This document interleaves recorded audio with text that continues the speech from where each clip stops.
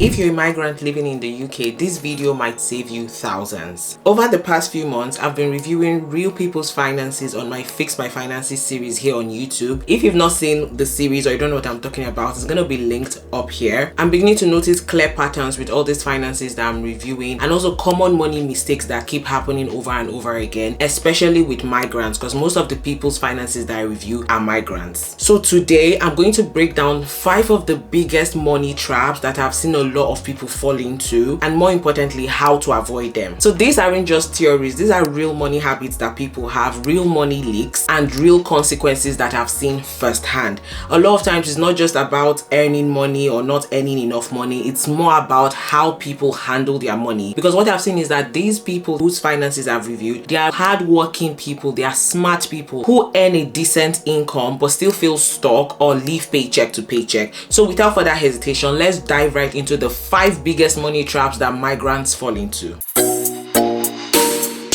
Now, the very first biggest money trap is over-reliance on credit. Something that I've definitely seen as a trend is a lot of people, migrants especially, tend to rely on credit a lot. And I think it stems from the fact that most of us are coming from a place where credit is not readily available. And now we're in this system where you can put virtually almost anything on credit, even takeaways. People put takeaways on Klarna. That over-reliance on credit is one of the biggest traps people fall into. Before you realize it, it has spiraled into these big debts you are now struggling to get out of. Because the truth is, when you suddenly get access to £1,000 on credit or £3,000 on credit, it tends to feel like free money, but the truth is it is actually borrowed money. It is future debt that you have to pay. But people tend to see credit as an extra income. It's actually not income, it's future debt, and that's the approach we have to have towards credit. There's one of the biggest ways that this shows up is poor credit card management. A lot of people get credit cards and then they use it anyhow. Now the problem here is that credit cards are not the problem, it's how people use these credit cards are the problem. So a lot of the finances I've reviewed, you see people tap and spend. They're spending a lot on these credit cards and they're just paying the minimum balance every month. They don't clear the whole balance. There are also instances where people have missing payments, and then before you know, the interest adds up and it keeps building from there. So how can you actually avoid this or use credit effectively?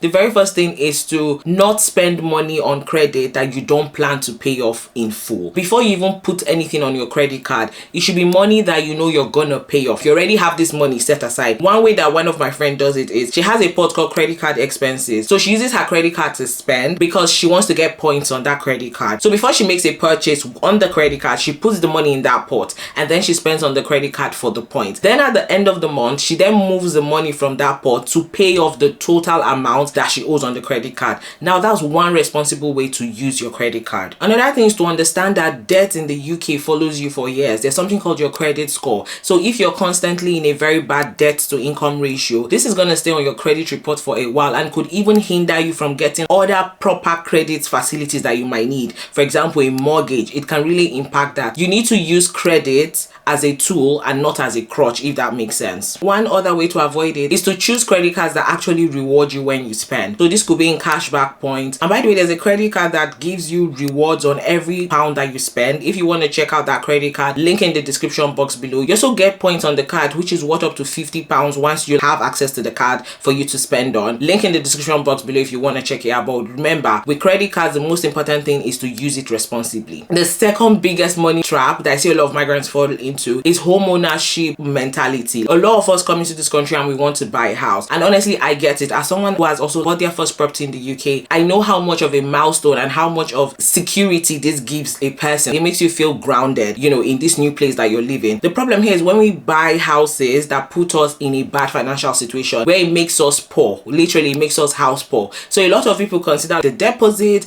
the moving cost to pay, the fees to the lawyer. They consider all the costs, all the upfront costs, but then they fail to look at what affordability would look like after you move into this house. When you move into this house, will the chunk of your earnings be going towards paying your mortgage? From the finances I've reviewed, I've seen people that pay almost 70% of their income goes towards mortgage payment. Now that is a very bad situation to be in, because you need to have have disposable income to do other things. If not, you'll be tied to that house. It will be your biggest crutch in life because it's such a huge debt. So my point is, before you buy a property, ensure that you have considered affordability as to what life would look like with this mortgage. If the interest goes up by 1 or 2%, can you still comfortably afford that mortgage payment? If you can't, then it's probably time for you to reevaluate if it's a good time for you to buy. What about if you lose your salary or if you lose your job? Do you have enough savings to be able to pay off your mortgage every single month? You need to have contingency plans for when life happens, especially when you're taking on a mortgage, because what you want to avoid being is house poor, okay, where the chunk of your income goes towards paying your house. You have a big house, but then you're not happy, you're financially stressed, you're strained, there's so much pressure every single month. You feel like you cannot afford not to work just because you have a mortgage. If you are sick, you feel like you can't take a sick day, because if you take a sick day, maybe if you're a contract staff, if you take a sick day, that day you're calculating, oh, this 200 pounds I will make today, this 300 pounds I will make today. You can't even take time off to get well. So my point is, really think about this. Buying a house is great, but it might not be the best decision for everyone at the moment. You need to look at it as a very individualized decision. You need to think about your finances. Forget about the pressure of buying it in 2 years. Who even set this goal of let's buy a house in 1 year, let's buy a house in 2 years? Honestly, it's not a sprint, it's a marathon, okay? You can decide to,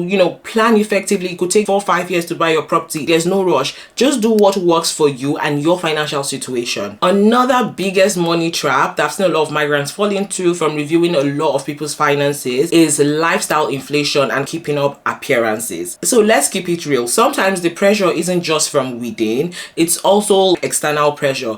A lot of people, I don't know, there's this need to feel validated, or maybe because you feel you're now in a better, in quotes, a better country, there's this need to prove to everyone that you're doing well, where you're trying to look a certain way instead of maintaining your financial peace, okay? Lots of the finances I've reviewed, there's a lot of spending on things like luxury cars, even though you're earning basic salary. You're driving the latest Benz, you're earning £2,500, you're driving a luxury car like a Benz, and you're paying £500 in finance, £500 from a salary of 2,500. That's a lot. Why do you need to ride a luxury car? Even clothing, I've seen people spend a lot on designer items because they are trying to appear a certain way. And the truth is, I don't know for you, you guys should let me know, leave a comment down below. But to me, in this UK, I honestly do not feel pressure to wear designer items. When I go out, I don't see anybody looking at me to know if I'm wearing designer. I don't know. So I don't know why people tend to feel that kind of pressure to spend, to have the latest bag, Gucci, Chanel, all those kind of things. And you're literally running your life on credit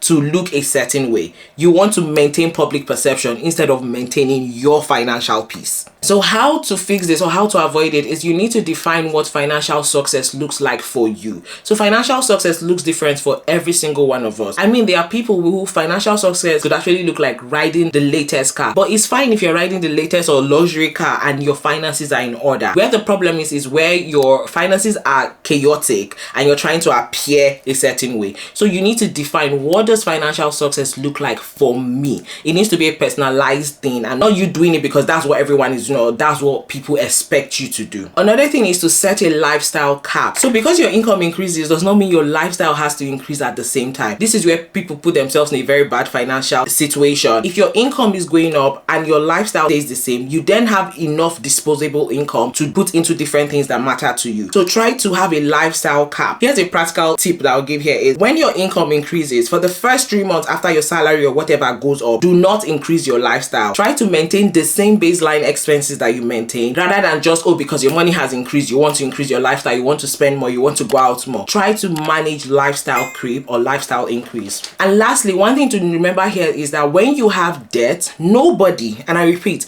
nobody is going to suffer from that debt than you. You're the one who's going to suffer from the debt. You're the one who's going to have the burden, the pressure of having to pay that back. All those people you're trying to impress, they're not going to help you and they're not going to feel the pressure of the debt. So look out for yourself first before you try to impress other people, or don't even try to impress other people, if that makes sense. Another money trap that I've noticed from reviewing people's finances is not prioritizing savings. See, to be honest, I don't even know how we live like this. It's a very quiet one, but a big one at that. How do you not have savings? I feel like when you don't have savings, you're literally living life on the edge. When they say high risk, low risk, you are fast high risk. You are in extreme risk when you're living life without savings. Savings of any amount is very important, that you have a buffer. You have somewhere you can pull money from should life happen. And what happens is when people don't have savings, then when life happens, they dip into credit and then they take on more debt. So one of the most important things that I think a lot of us need to fix or avoid this trap is having savings, having a plan for savings. Whether you call it emergency fund, whatever you call it, just have savings. Someone was asking me the other time, that is emergency savings not the same thing as savings? It is, to be honest. It's just big English. The only thing is that emergency savings or emergency funds, it has a purpose. The purpose is, if something happens, this is where I'm going to take money from. If my car breaks down, I'm going to take money from here. If my teeth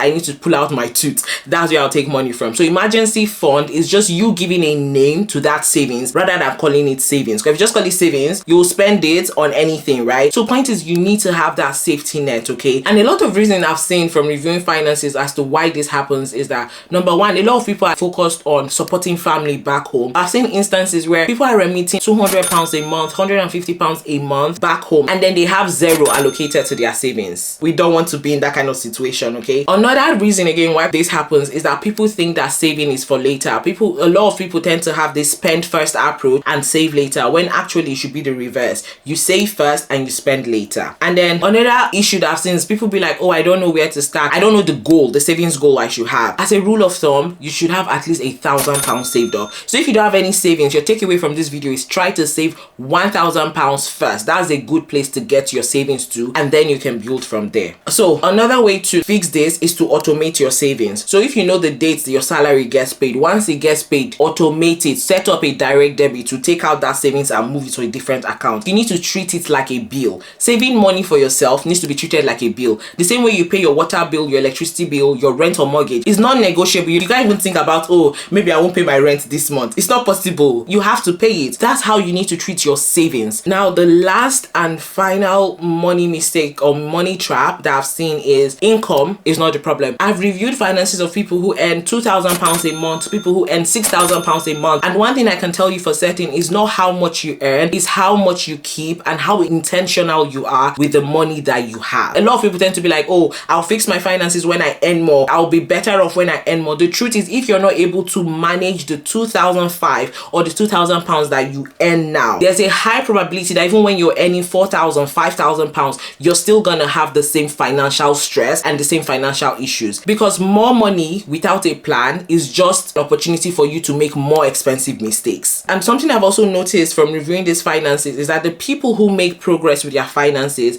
are not people who are waiting to earn more. It's people who are actually intentional with what they have right now. So what do? One, they have automatic savings set up. Two, they have a payday routine. When they get paid, they check their finances, they move money to the different things. Three, they have weekly or monthly spending limits. They don't just spend money anyhow. They have a limit on how much. They have a cap on how much they spend every single month. So this is something that you need to get a hold of. If you're one of the people that is always thinking, oh, when I earn more money, oh, I don't have enough money. Honestly, if you can't save £10 out of £1,000, what are the chances you will save 100 or 1,000 out of £10,000? You have to be faithful with the little that you earn in order for you to even be able to manage more effectively. So what you need to do to fix this is to actually have a plan for your finances. Start tracking your finances. I have my simple income and expenses tracker sheet, which you can check out. Figure out ways to live within your means. I mean, I know it's really hard, to be honest, because things are very expensive right now. Inflation is on the rise. But the truth is, if you're earning £2,005 and you cannot save £50 or £100 a month, then something is wrong. Okay, regardless of how expensive things are, something is wrong. So start as little as you can with saving money and optimizing your finances. Try to live within your means. It's not an income problem. It's not having a plan. It's not having a strategy to how you approach your finances. Alright guys, so there you have it. Those are the 5 biggest money traps that I've seen reviewing over 50+ people's finances. If you realize that you're falling into any of these traps or any of the traps I've mentioned apply to you, it doesn't make you careless. It just makes you human. So now that you know, you have a plan to fix it. This is your nudge to fix that trap or to fix that money issue that you have. Because essentially that's what this channel is about. It's about me sharing tips that's going to help you build a better financial foundation here in the UK. So let me know in the comments, which of these traps have you fallen into? into, or which of these traps would you be fixing first? Leave a comment down below. I would love to hear from you. And if you would like to be featured, or if you want me to review your finances, link in the description box below to fill out the form and submit your money details, and who knows, I could pick your finances to review. Till next time, thank you so much guys for watching. Bye bye.